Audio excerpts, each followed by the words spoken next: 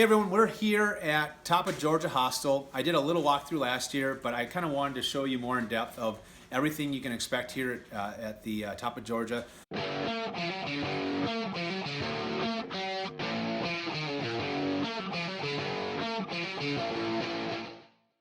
Top of Georgia Hostel is one of the more cleaner hostels that you'll actually see. And one of the reasons why it's clean is because Bob is really strict on making sure hikers keep their shoes outside. They can't come indoors with it, which is really nice. So this is one of the hostels here. So he's got, and again, this is really clean. You won't see this at most hostels on the trail, but you got your stove, you got a refrigerator, and what a lot of people do is they'll buy extra food and leave it in here and for other hikers, which is really cool. Now, if they don't want anybody to eat it, drink it, they'll put their name on it. But a lot of times they'll say, you know, for all hikers, which is really neat. I don't know how many bunks are in here, so we'll count. So we got 6 in this first room here. Lots of reading material. And then we got, hi there. Hi. Do you want to introduce yourself or? Yeah, sure. My name's Blake. I'm from Michigan. Blake from Michigan. Sweet. Michigan State or Michigan? Are you partial to one or the other? Not really a big football fan myself. Not really a football fan. No. That's fine. That's a politically right answer.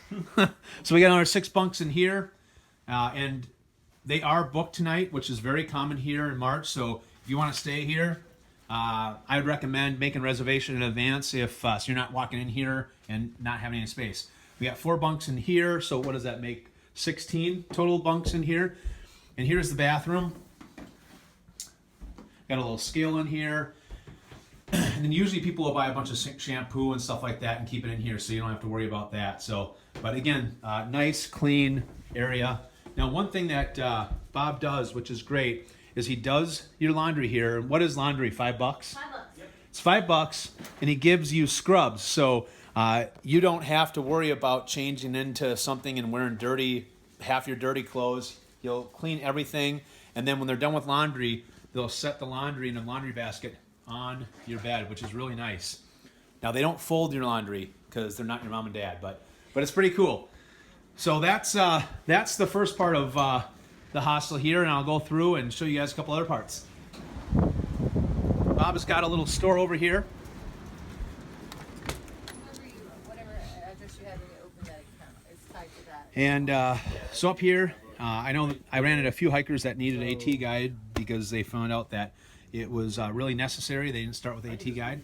But here's a few things gear related that's around here. I'm not going to go through everything, so I'm just going to kind of pan through here and show you what Bob's got going on here. And then we got a small resupply over here. Bars, really all the big essential things that you need that hikers are going to want and buy. Which is nice because what a lot of hikers will do is come up here and just get a few things to get them through Franklin, which is the next big resupply right here. And then we got socks over here, and then insoles, and then some other clothing up here. There you Mr. Bigfoot. How's Hey, it going, brother? good man. How you doing? Pretty good. Awesome, man. And then here is the living room here, the common area here, nice and comfortable. And Mr. Bob, Mr. Paxlot's right here. What's You up? want to say anything? How much? Have you looked around both buildings or just came in? Just one of the buildings, and then we Okay. went through the store. So. Okay. All right. So this is the main building, High Tower House. We have free breakfast here in the morning. Our stuff got misprinted in the AT guide for 2017. So you can get a hot breakfast, which is these Jimmy Dean breakfast sandwiches for a few bucks. But you get all-you-can-eat cereal at these breakfast tables every morning whilst I do this thing called the 10 Golden Rules, which gives you a really good insight into the real world of the trail, not the Facebook world of the trail. They're a little different. All the cable channels in the local deliverance land. Do your Smokies permit right here, and a couple of select pieces of gear. And for a hostel, I think we have really good resupply. Surprisingly, because it doesn't take all that much even for a small operation like us to go and spend a couple of $100 on things you really need. If you go to bigger places like the NOC, maybe try to tell them what you need so they can get those things. We have another place too. It's you want to see the bunkhouse? Yeah, so we went through one of the bunkhouses. Oh, you did? The one next door. Yep. All right, cool. So you went through the bunkhouse over there? Yep. Okay, cool. Did you see the wolf den? I did not see the wolf den, Alright. so let's check out the wolf The den. wolf den is very interesting. For all you guys who have dogs out there, it's a specific place just for people with dogs, or right now at this time of year, because we have our cabins full of staff, it's the only place where we could do like private parties, people with kids and stuff. Cool. But you can see the big painting on the door. It's called the wolf den. And we've got 4 dog beds and 4 beds for people.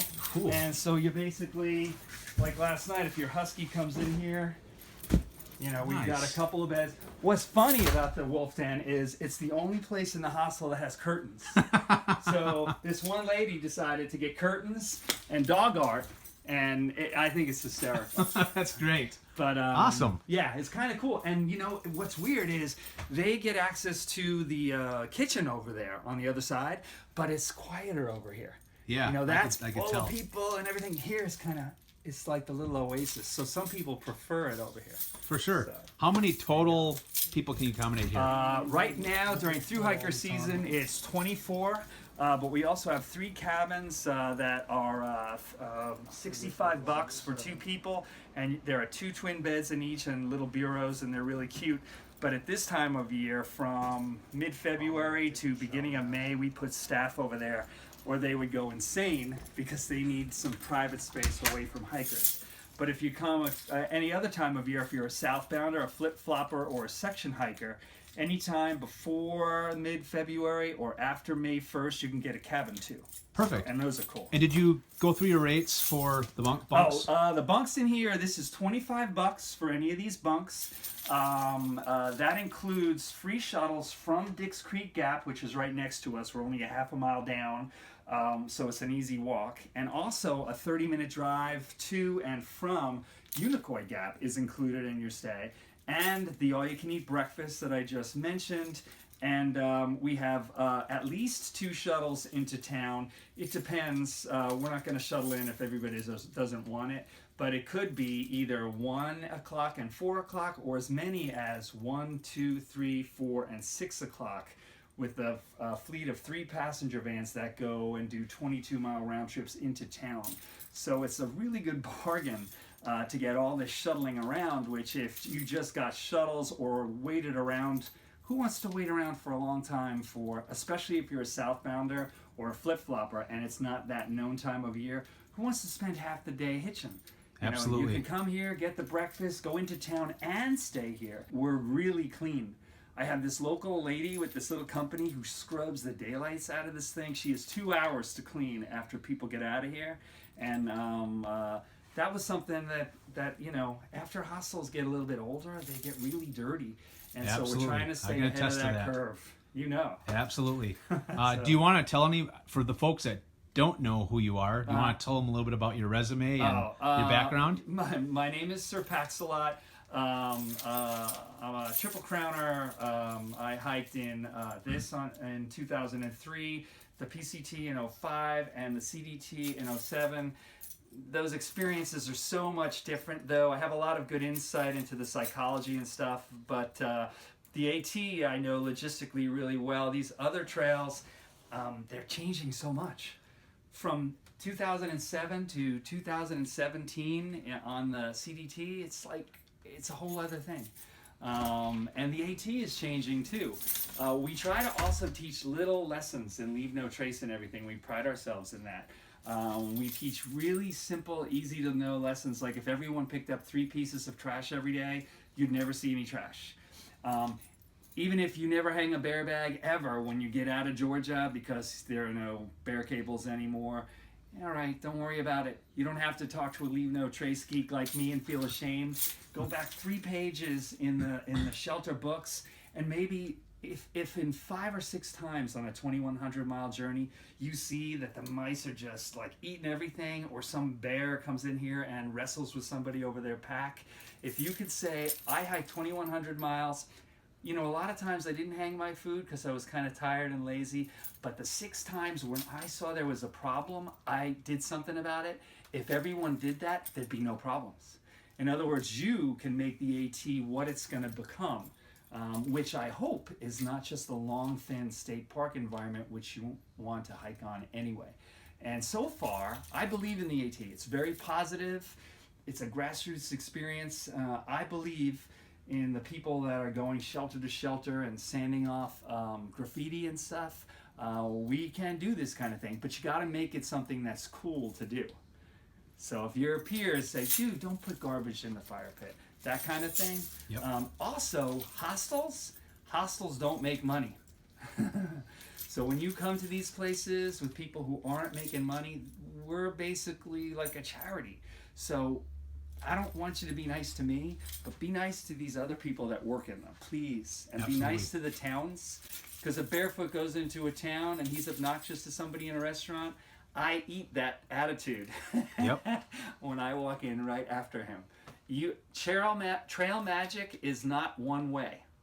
It's not all gimme, gimme, gimme. You give and get, and this world we're in can remain this wonderful place, and that's how we feel here. Awesome. Well, thanks so much for everything you do. Love your hostel. Cleanest hostel I stayed in last year, guys. Cool. And he gives a lot of great advice, and he keeps it real, which is really important because I'll tell you, a lot of people exaggerate, embellish things, and stories get stretched. And obviously, with someone that has done the background that you have, and the amount of hikers, and you see what hikers, you see everything down here. Georgia, it's a steep learning curve for a lot of people. So he sees everything. So, the things he talks about is really helpful if you're open to listening, and I hope you guys are. So, well, thanks so much, guys. You're welcome. Really appreciate it. Thank you for coming by again. It was nice to see you. Oh, you too. All right, well, this is Bigfoot, guys. I am signing off here. Just want to do a little walkthrough of the hostel up here, top of Georgia. I love it, and check it out. But this is all for me. I'll see you guys later, and I know there's Miss Bigfoot down there with Teardrop. Anyway, guys, Bigfoot out.